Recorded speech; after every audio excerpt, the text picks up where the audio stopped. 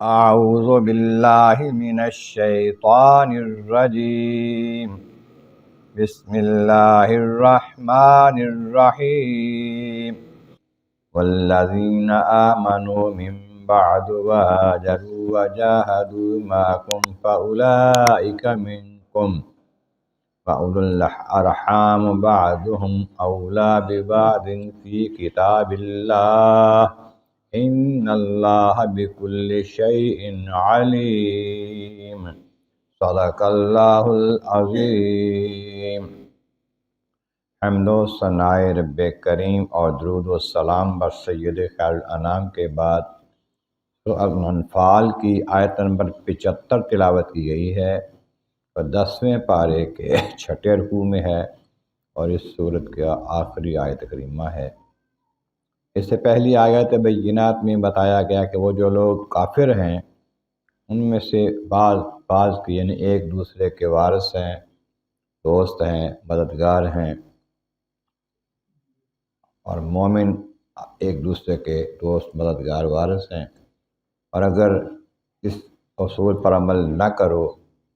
تو پھر فتنہ فساد پیدا ہوگا، کفر چھائے گا،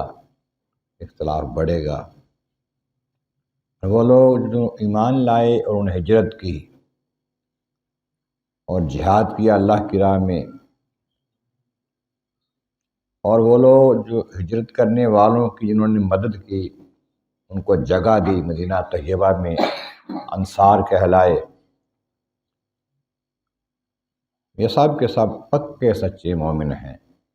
یہ اللہ کریم جل شانہ نے تمام صحابہ کرام کو یہ سرٹیفکیٹ دے دیا کہ وہ سارے صحابہ پہلے ایمان لائے، بعد میں ایمان لائے، پہلے ہجرت کی، بعد میں ہجرت کی، یا ہجرت کرنے والوں کی مدد کی، سارے کے سارے ایمان والے ہیں، پکے مومن ہیں، اور ان کے لیے اللہ تعالیٰ کی بارگاہ میں مغفرت بھی ہے اور رزق کریم، عزت والی روزی بھی ہے۔ اب کچھ لوگوں کا خیال ہے کہ جو لوگ آخر میں بعد میں صلح حدیبیہ کے بعد ہجرت کر کے آئے وہ درجہ نہیں پاتے، یا ان کے بارے میں کچھ شکوک و شبہات کا اظہار کیا جاتا ہے، تو خالق کائنات نے فرمایا والذین آمنوا من بعد، اور وہ لوگ جو بعد میں ایمان لائے، ہاجروا، ہجرت بھی کر لی انہوں نے، وجاہدوا معکم، تمہارے ساتھ مل کے پھر جہاد میں شریک بھی ہوئے، اولئک منکم، اے میرے محبوب کے صحابہ وہ بھی تمہارے ساتھ ہیں، تمہارے اندر میں شامل، منکم تم میں سے ہی ہیں، وہ بھی بعد میں ایمان لائے، بعد میں صحابی بنے، بعد میں تمہارے ساتھ مل کے جہاد کیا، وہ بھی تمہارے ساتھ برابر ہیں۔ اگرچہ مراتب الگ الگ ہیں، نبیوں کے مرتبے بھی الگ ہیں، حالانکہ نبی ساری کائنات سے افضل مخلوق ہیں، ان کے مرتبے بھی الگ الگ ہیں، ہمارے آقا کریم صاحب کے امام ہیں، اسی طرح صحابہ کے مرتبے تو الگ الگ ہیں، پہلے والوں کے مرتبہ زیادہ ہے، لیکن ایمان میں، جنتی ہونے میں سب برابر ہیں صحابہ کرام۔ اور حامی بعضهم اولیاء اولیٰ ببعض فی کتاب اللہ۔ اس کے بعد فرمایا کہ جو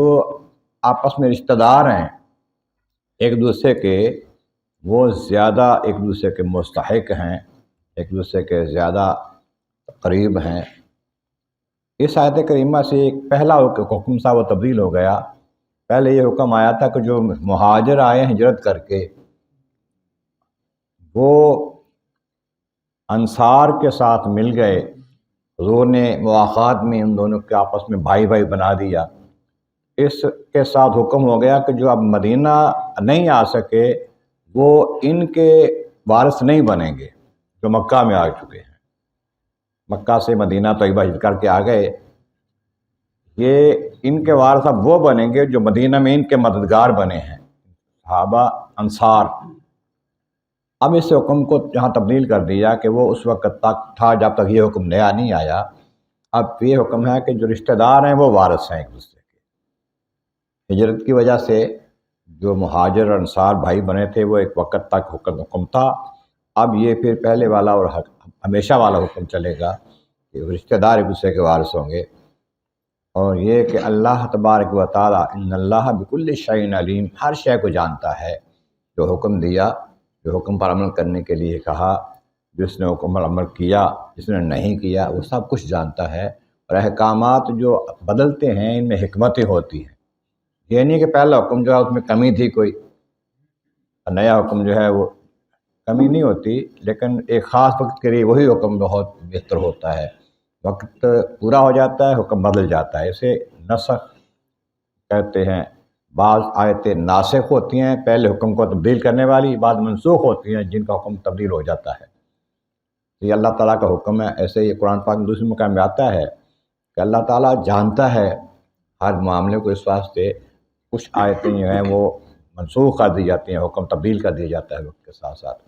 اللہ تبارک و تعالیٰ کی بارگاہ عالیہ مرز مولا کریم، محبوب کریم کا صدقہ قرآن کریم کا فہم اور اعمال صالح نصیب فرما۔ وآخر دعوانا ان الحمد للہ رب العالمین۔